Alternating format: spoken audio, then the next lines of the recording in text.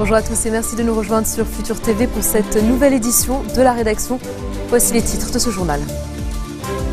Tamam Salam préside la réunion du Conseil des ministres au Grand Sérail. Au menu des discussions, la participation du Liban à la 3e conférence des pays donateurs pour la Syrie au Koweït, ainsi que sommet arabe de Sharm el-Sheikh.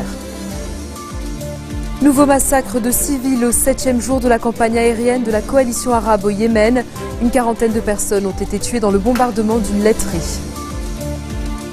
Les négociations sur le nucléaire iranien se poursuivent à Lausanne alors que le délai pour trouver un accord a expiré et malgré le départ des ministres des Affaires étrangères russes, chinois et français.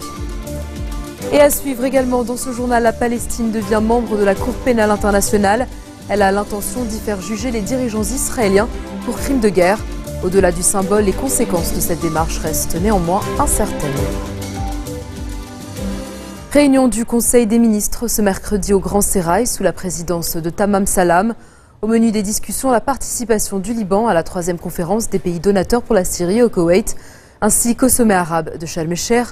Comme au début de chaque séance, le Premier ministre a réaffirmé la nécessité d'élire un président de la République. Le Liban est sans président depuis le 25 mai 2014, date de la fin du mandat de Michel Sleiman. Tous les ministres présents ont par ailleurs affirmé leur confiance dans le chef du gouvernement. Le ministre de l'Information a annoncé à l'issue du Conseil que le Mohafez du Mont-Liban, Fouad Fleifel, a été nommé secrétaire général du Conseil des ministres. Les djihadistes du groupe État islamique se sont emparés de la plus grande partie du camp palestinien de Yarmouk, dans le sud de Damas. Les combats se poursuivent à l'intérieur contre un groupe armé palestinien hostile au régime Assad. Yarmouk est le plus grand des camps palestiniens de Syrie. Il comptait près de 160 000 habitants syriens et palestiniens avant le début de la guerre en Syrie il y a 4 ans, contre seulement 118 000 personnes actuellement. En février 2014, les groupes rebelles syriens s'étaient retirés du camp à l'issue d'un accord avec les organisations palestiniennes armées anti-régime. Les habitants souffrent de pénuries de nourriture, d'eau et de médicaments en raison d'un siège presque total imposé depuis plus d'1 an par le régime. Je vous l'annonçais en titre, au moins 37 personnes ont été tuées et 80 blessées dans le bombardement d'une laiterie de Hodeïda, c'est dans l'ouest du Yémen, cette nuit.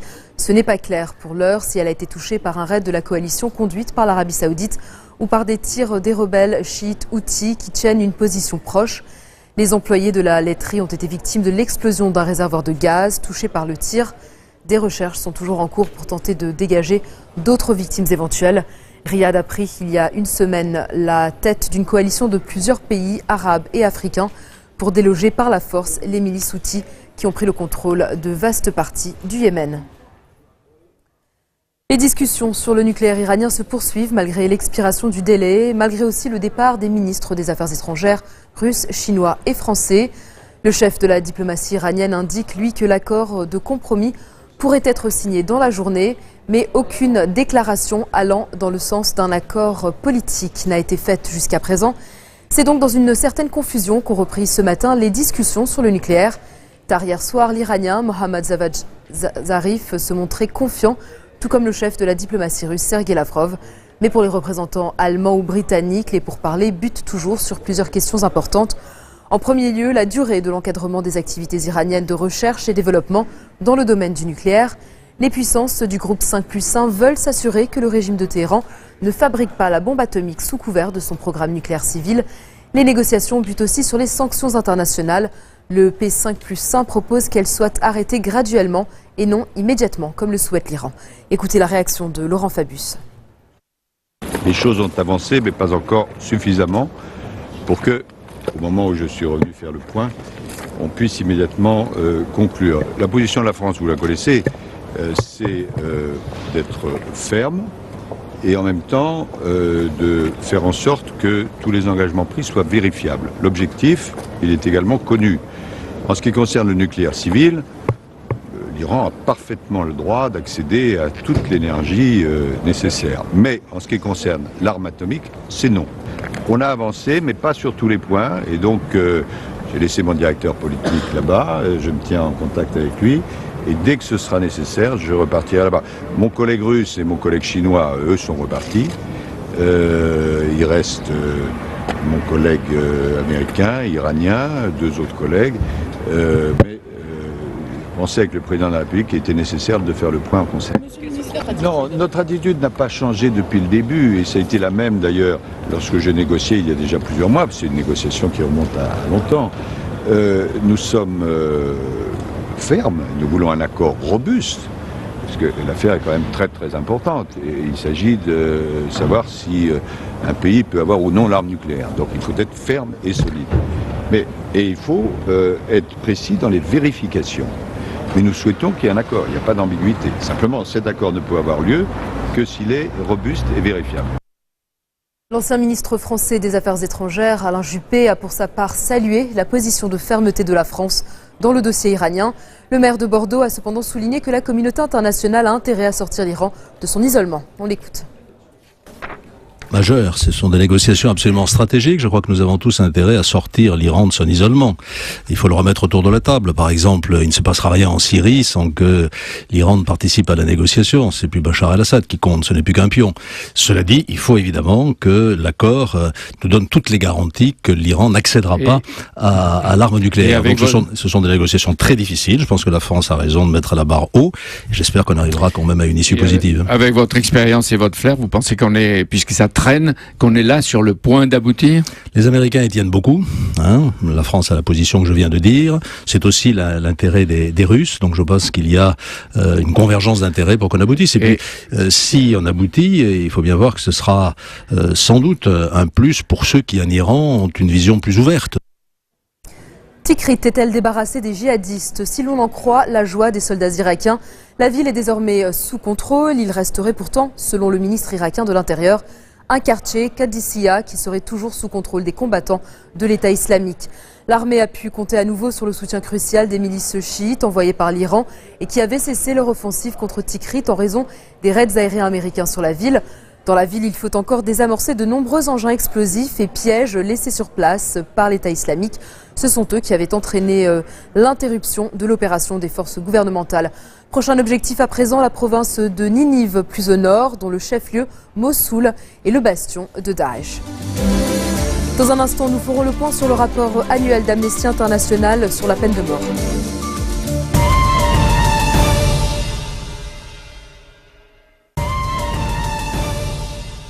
Retour sur le plateau d'info du 1640. La Palestine est devenue formellement membre de la Cour pénale internationale.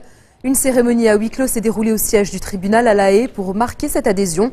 Adhésion qui constitue un pas de plus dans la confrontation diplomatique et judiciaire engagée en 2014 par la direction palestinienne qui veut y faire juger les dirigeants israéliens pour crimes de guerre ou crimes liés à l'occupation. C'est aussi une démarche aux conséquences incertaines. Benyamin Netanyahou et d'autres dirigeants israéliens semblent loin de comparaître un jour à La Haye. Des questions en suspens au lendemain de la prise d'otage meurtrière dans le palais de justice d'Istanbul. Elle s'est terminée avec la mort des deux assaillants et du procureur qu'ils retenaient captifs pendant environ 7 heures. Les deux individus ont dit appartenir au parti Front révolutionnaire de libération du peuple, un mouvement d'extrême gauche classé comme organisation terroriste en Turquie. Ils exigeaient que la police soit traduite devant un tribunal du peuple pour la mort d'un jeune manifestant atteint par un tir de gaz lacrymogène. Selon les autorités turques, les individus ont réussi à entrer dans le bâtiment en se faisant passer pour des avocats. La police dit avoir lancé l'assaut après avoir entendu des coups de feu dans le tribunal. Le procureur, qui enquêtait sur la mort du jeune manifestant, a reçu 3 balles dans la tête et 2 dans le corps, mais l'origine des tirs reste floue. Il a succombé à ses blessures à l'hôpital. Conférence de presse à minima ce matin au Vernet dans les Alpes des patrons de Lufthansa et Germanwings. Après s'être recueillis sur le mémorial dressé pour les victimes du crash de la semaine dernière, ils ont parlé que quelques minutes à la presse, très nombreuses sur place et malgré les attentes énormes au sujet du copilote Andreas Lubitz. 5 minutes de déclaration à peine et les deux responsables s'en vont sans répondre à aucune question.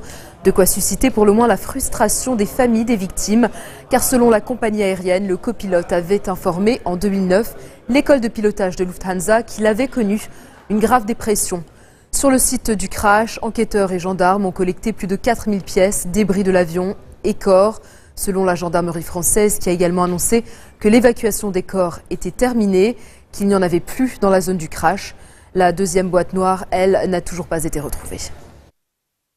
Toutes les familles sont accueillies par un dispositif qui est en place, qui perdurera jusqu'à ce que toutes les familles qui ont manifesté le souhait de venir soient venues pour qu'elles soient le mieux accueillies possible, le plus encadrées possible, le mieux entourées possible, sachant que notre préoccupation, au-delà de cet accompagnement et de cet accueil, c'est de leur donner les conditions pour que soit respectée leur douleur qui est extrêmement intense. L'objectif, c'est de pouvoir le plus vite possible pouvoir identifier les victimes et rendre les victimes à leurs familles et à leurs proches. Donc, on est dans la partie qui relève du procureur de la République, qui est l'identification des victimes pour pouvoir effectivement, le plus rapidement possible, à l'issue des procédures, rendre les victimes à leurs familles.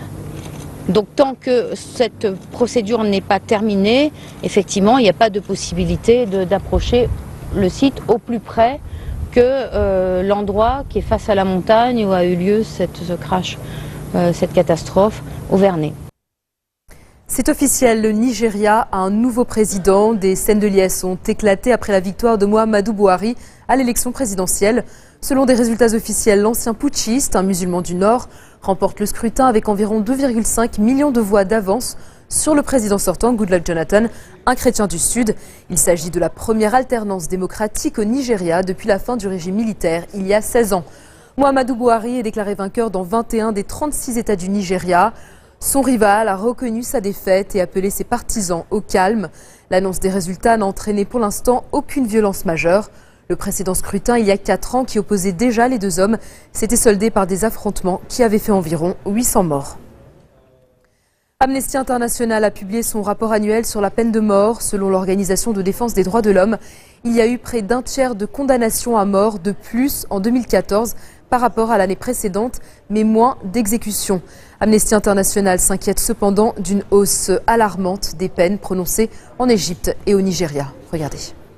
607 exécutions ont été officiellement recensées en 2014 dans 22 pays. En tête des 5 nations qui appliquent le plus la peine de mort, la Chine, qui compte plus d'exécutions que le reste du monde. Le chiffre exact est inconnu, mais elle se compterait par milliers.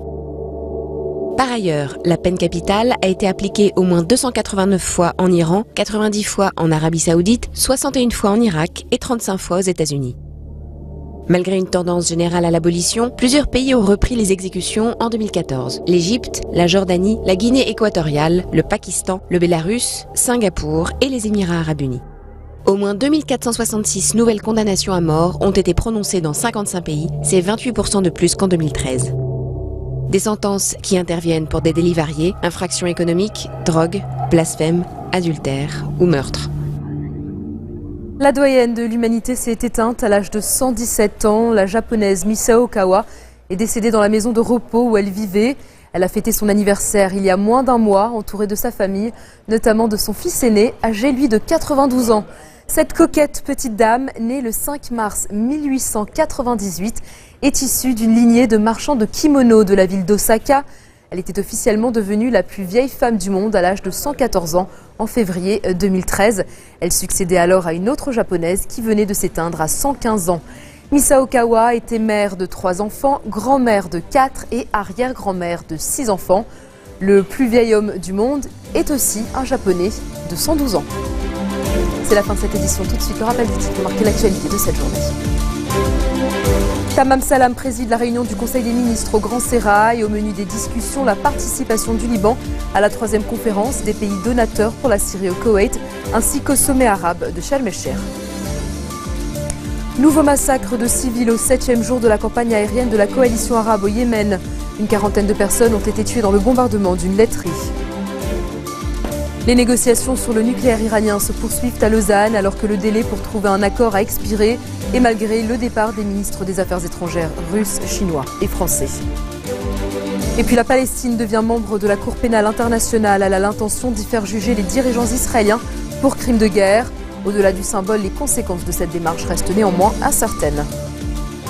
Merci de votre attention. Retrouvez-nous tous les jours à 16h40 heure de Beyrouth. Vous pouvez également nous suivre en ligne sur notre site web ou en téléchargeant notre application mobile. Excellente soirée à toutes et à tous et à demain.